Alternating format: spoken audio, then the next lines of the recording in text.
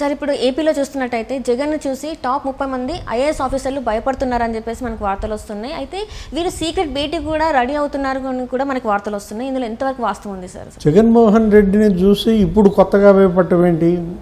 ఇంక అయిపోయింది. జగన్మోహన్ రెడ్డికి దిగిపోయే పరిస్థితిలో ఉన్నాడు. ఇప్పుడు ఎన్నికలు వచ్చేసాయి. పడాల్సిన భయం అంతా పడేసేసి ఇక చివరిలో ఇంక భయపడేదేముంది? ఇంక ఇప్పుడు భయం కాదు కావాల్సింది. ఇప్పుడు ఏంటి?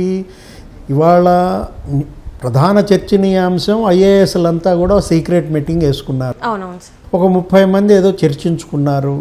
ఈ టేబుల్ ఎజెండాగా ఏదో టేకప్ చేశారు. అంతర్గత సంభాషణలు, వాట్సాప్లో మెసేజెస్ ఇవన్నీ ఒక ఎత్తు. మనం చర్చించేది బయటకు పోకుండా చూడండి అన్నారు. అవును, అంటే ఇంకా మీడియాకు కూడా తెలియొద్దు అని కూడా చెప్పేసి వాళ్ళు మాట్లాడుకున్నట్టు కూడా తెలుస్తుంది సార్. అది కాస్త లీక్ అయింది. ఇప్పుడు వాళ్ళు బయటికి వదిలింది కూడా అసలు చర్చ సారాంశం బయటికి రాలా. కొద్దిగా ఎసెన్స్ మాత్రమే బయటకు వచ్చింది. ఏది? New pension scheme. అవును సార్. ఎన్పిఎస్ ద్వారా 25 నెలలుగా వాళ్ళు ఆ గవర్నమెంట్ షేర్ కొంత ఉంటుంది, ఆ ఎంప్లాయీ షేర్ కొంత ఉంటుంది. మనకు తెలుసు గవర్నమెంట్ ఎంప్లాయీస్లో 10% వీళ్ళు కడితే 10% గవర్నమెంట్ ఇవ్వాలి, 8% వీళ్ళు కడితే 8% గవర్నమెంట్ షేర్ ఇవ్వాలి. ఇలాంటి పరిస్థితుల్లో అసలు కట్టడమే మానేసింది ప్రభుత్వం.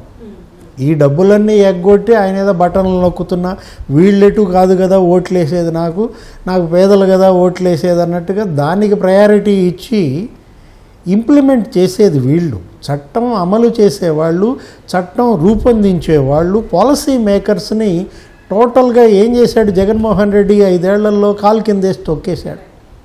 ఇప్పుడు ఈ అమౌంట్ ఎంత అంటే దగ్గర ఇప్పుడు ఈ 10 నెలలది మనం చూసుకున్నట్లయితే 5 నెలలు వాళ్ళు కట్టాలి, 5 నెలలు వీళ్ళు కట్టాలి.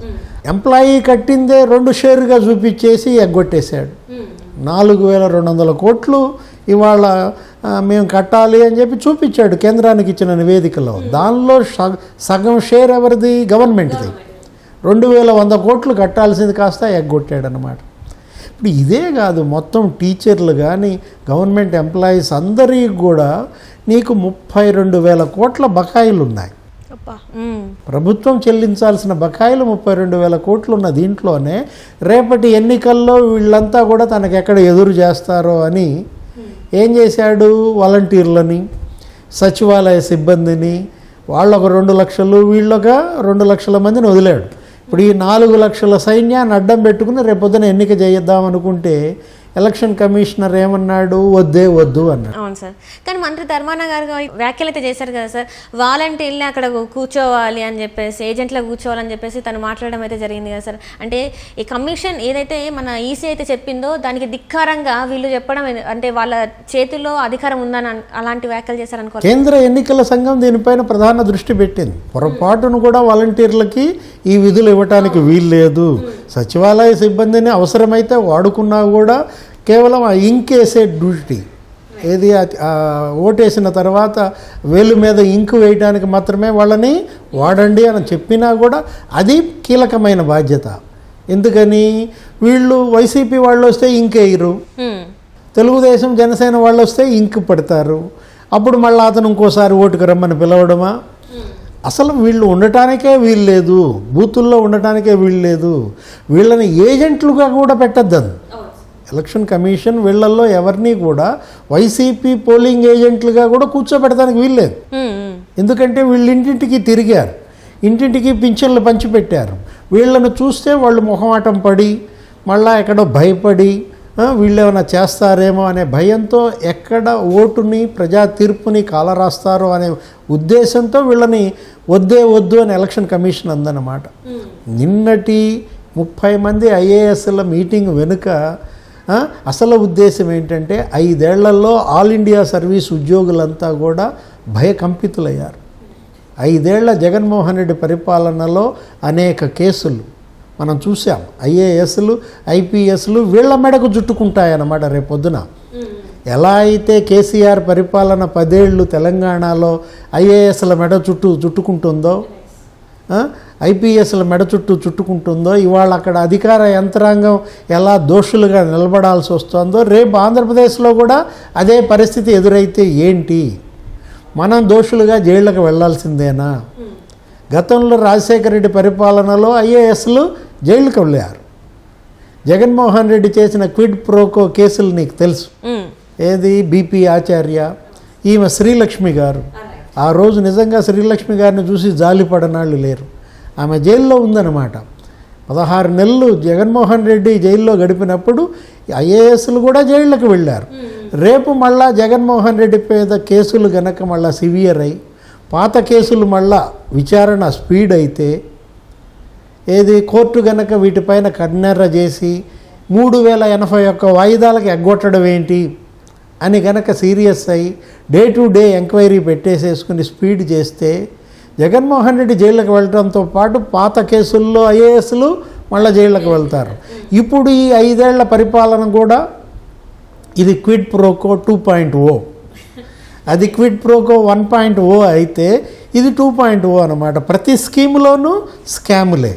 వీళ్ళు చేసిన విధాన నిర్ణయాలు, అమరావతిని 3 ముక్కలు చేయటం, ఏది 3 రాజధానుల ఆట, దానిలో మరి ఎంతమంది బలవుతారు, ఏ ఐఏఎస్లు జైళ్ళకి వెళ్లాల్సి వస్తారు. దీని ఫలితంగా విశాఖపట్నంలో ల్యాండ్ మాఫియా 40,000 కోట్ల విలువైన భూ కబ్జాలంట. మరి దానికి సంబంధించి ఏ ఐఏఎస్ జైలుకి వెళ్లాల్సి వస్తుంది. జగనన్న ఇళ్ల కాలనీలు, అదొక పెద్ద స్కామ్ అన్నమాట. ఎకరం 5 లక్షలు 10 లక్షలు చేసే భూమి 50 లక్షలు ₹1 కోటి కొన్నారంట. ఈ డబ్బులు పంచుకున్నారని అదొక్కటే 10,000 కోట్ల స్కామ్ అని తెలుగుదేశం ఆరోపిస్తోంది. మరి ఆ జగనన్న ఇళ్ల కాలనీల్లో ఎవరు జైలుకి వెళ్తారు? ప్రతి స్కీము స్కామే అన్నమాట.